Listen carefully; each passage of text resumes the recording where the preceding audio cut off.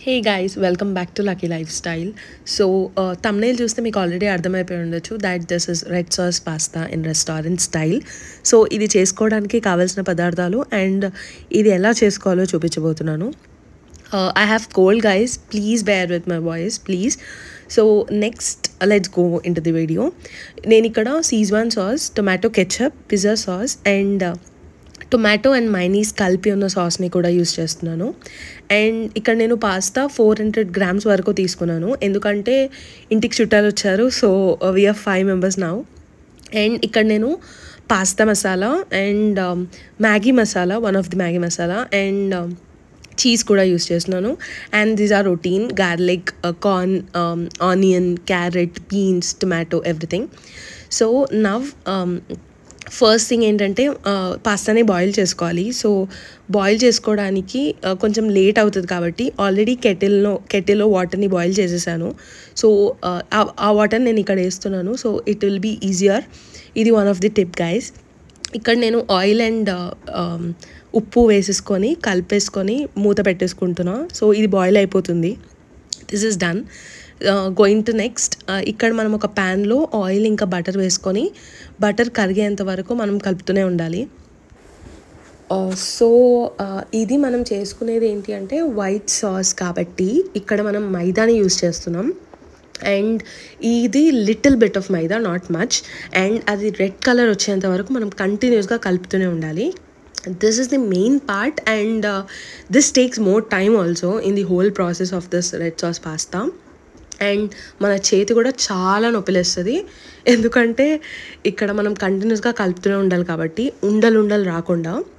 ఇక్కడ మీరు చూస్తే రెడ్ కలర్ వచ్చేంత వరకు కంటిన్యూస్గా కలపాలి. Then 2 cups of milk add చేసుకోవాలి మనం.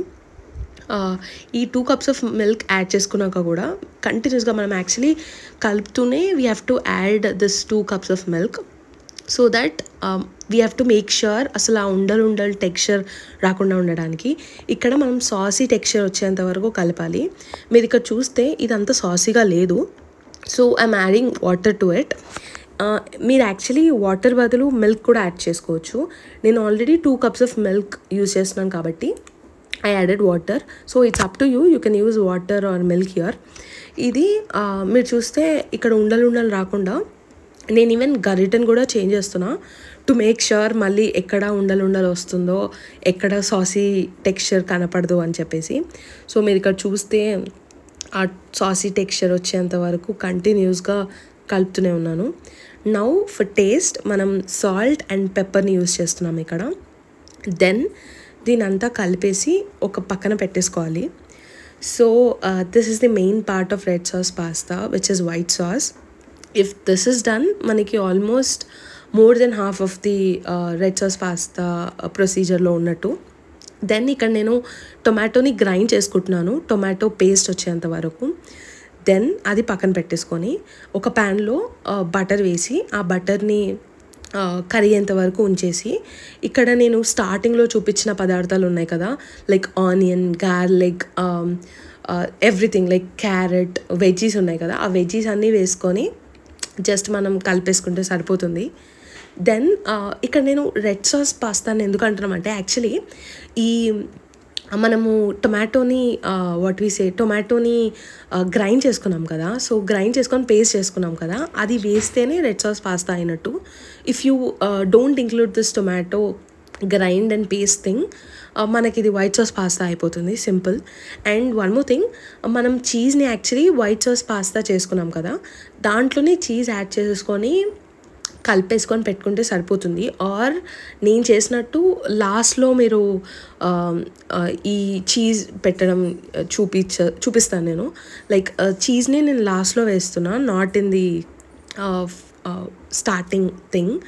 అండ్ ఇక్కడ నేను ఆల్ వెజ్జీస్ వేసుకొని కలిపేసుకున్నా అండ్ ఈవెన్ ఆరిగానో వేస్తున్నాను. సో ఇదంతా కలిపేసుకున్నాక దెన్ ఇక్కడ నేను ది టొమాటో టెక్స్చర్ని లైక్ ఆ గ్రైండ్ పేస్ట్ని వేస్తున్నా. అండ్ ఆఫ్టర్ దట్ ఇదంతా కలిపేసుకున్నాక now we have to keep, ఇది మెయిన్ పార్ట్ అగైన్, ఎందుకంటే వైట్ సాస్ పాస్తా మనం వైట్ సాస్ ఏదైతే వేసుకున్నామో ఆ వైట్ సాస్ని మళ్ళీ ఇక్కడ వేసుకోవాలన్నమాట. then it becomes red sauce pasta, which is yummy, too yummy. And ఇక్కడ నేను every sauces వేసుకుంటున్నా, like tomato plus mayonnaise on the sauce, and tomato ketchup and Szechuan sauce for all the what we say tastiness and spiciness. And so ఇదంతా కలిపేసుకొని నాకు already చూస్తుంటేనే like voice over ఇస్తుంటేనే యమ్మీగా ఉంది. And ఇక్కడ నేను salt కూడా use చేస్తున్నాను, salt కూడా వేసుకున్నాను.